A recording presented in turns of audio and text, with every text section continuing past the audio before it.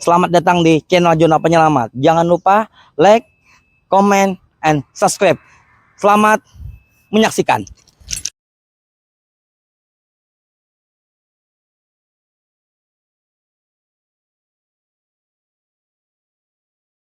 Ini banyak kejadian nih ular. Apakah ada himbauan nih dari Damkar sendiri, Pak?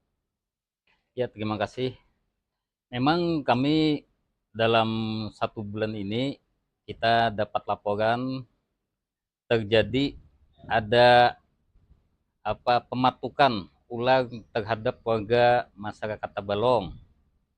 Itu ada terjadi di daerah Gambah, Kelurahan Belimbing Raya, itu sampai menyebabkan seorang anak kecil meninggal dunia akibat dipatuk oleh ular kobra Jawa. Kalau istilah orang kita ular muga lah. Nah, kemudian ada kejadian juga di daerah Sulingan. Tepatnya di Kuranji. Nah, tepatnya di desa Kuranji, itu ibu-ibu orang tua, tapi tidak, korban bisa diselamatkan. Kemudian ada juga kemarin kejadian di Wayau ya Pak Daus. Itu anak-anak, korban juga bisa diselamatkan. Ditambah lagi kita sering menangani atas permintaan laporan warga masyarakat jenis-jenis ular yang lain, baik yang membahayakan ataupun yang tidak membahayakan. Dalam 1 bulan ini sudah ada sekitar 7-10 kasus yang kami tangani. Antara lain kita evakuasi ular piton, kemudian king cobra, kobra Jawa, dan banyaklah jenisnya yang sudah sempat kita tangani. Nah, setahu penghentian ini Pak sendiri, apakah memang untuk ular-ular masuk ke dalam rumah atau ke perkotaan ini, apakah termasuk gara-gara efek cuaca panas ini, Pak? Ya, itu diantaranya. Jadi penyebab ular itu kalau masuk sampai ke daerah pemukiman atau perkotaan, itu ada 3 hal. Pertama, efek iklim, cuaca panas. Karena di lahan tempat tinggal ular itu panas, kebiasaan ular itu mencari tempat teduh, terutama mencari daerah air. Nah, dia mencari itu sehingga rumah-rumah yang ada genangan air itu berpotensi untuk didatangi jenis-jenis ular itu. Yang kedua, akibat habitatnya terganggu.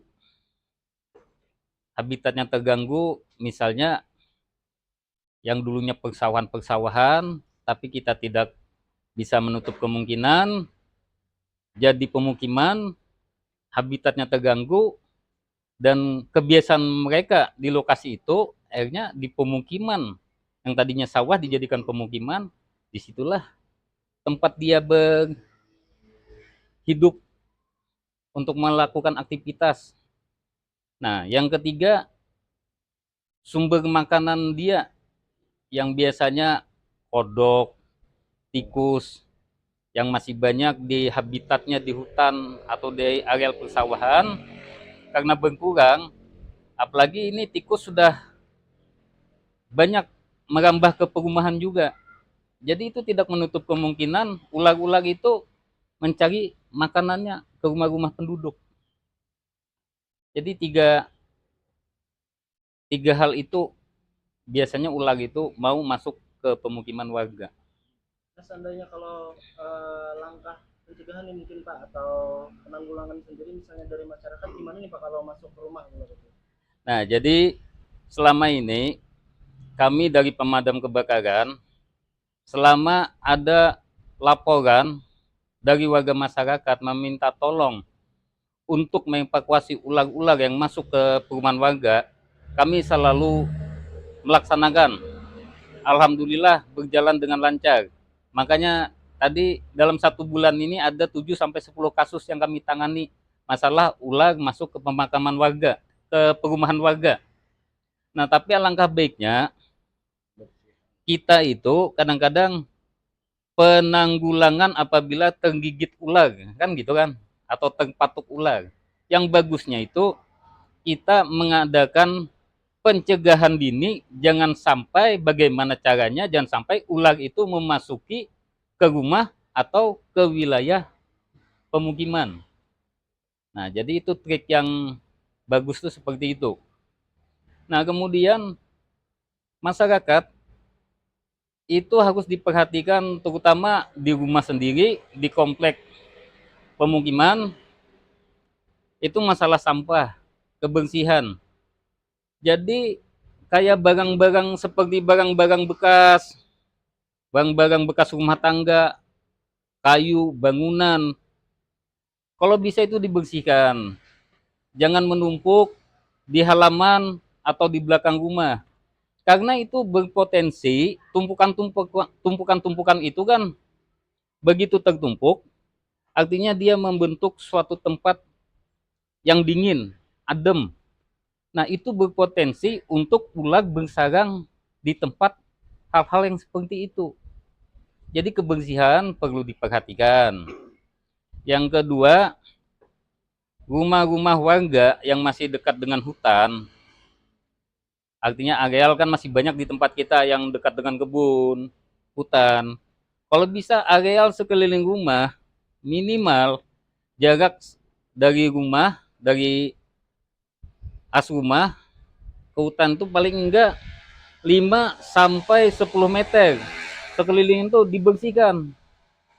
Untuk apa? Untuk memudahkan seandainya di areal hutan di sekitar rumah itu ada sarang ular, itu untuk memudahkan memonitor, mengontrol pergerakan ular yang dari hutan mau menuju rumah kita. Nah, jadi itu hal-hal seperti itu harus diperhatikan. Jadi seperti itulah himbauan kami. Apa itu? Iya. Anu lagi Pak, yang untuk musim kemarau nih Pak, Iya. rawan terjadi kebakaran hutan. Apakah ada himbauan untuk masyarakat nih Pak untuk kebakaran sendiri? Nah, jadi untuk kebakaran hutan dan lahan, leading sektornya, garis komandonya itu di bawah BPBD ya. Dan di sana juga ada Basarnas. Nah, kita selama BPBD dan Basarnas terjadi kebakaran lahan, kita siap ikut membackup, ikut memadamkan kebakaran lahan dan hutan itu. Jadi sehubungan dengan puncak musim panas ini, jadi kami menghimbau kepada warga masyarakat tidak hanya hutan dan lahan, termasuk juga perumahan. Artinya perumahan-perumahan yang mendekati dengan hutan dan lahan. Begitu juga dengan masyarakat yang ada di perkotaan. Hati-hati, tetap waspada, cegah sedini mungkin, jangan sampai peristiwa kebakaran itu terjadi. Terutama untuk perumahan. Hati-hati dalam membakar sampah. Yang kedua, hati-hati dan bijak dalam menggunakan alat-alat elektronik yang berhubungan dengan listrik. Jadi kalau meninggalkan rumah, itu dipastikan periksa dulu alat-alat elektronik yang berhubungan dengan listrik, itu diamankan, dicabut. Kemudian memasak, yang apakah menggunakan kompor gas, apakah menggunakan kayu api. Nah, itu harus tetap hati-hati, terutama yang di masyarakat di pedesaan yang masih menggunakan kayu bakar. Kalau selesai masak, ingin bepergian, itu dipastikan kayu itu harus mati. Bahkan kalau ada bara apinya sedikit pun, itu harus dimatikan. Jangan sampai nanti tertiup oleh angin, bara api yang di kayu akan membesar menjadi api hingga mengakibatkan kebakaran rumah yang sangat fatal. Nah, kemudian untuk warga masyarakat yang berkebun, yang membuka lahan, kalau bisa habis membuka lahan, pohon-pohon yang habis ditebang itu jangan dibakar.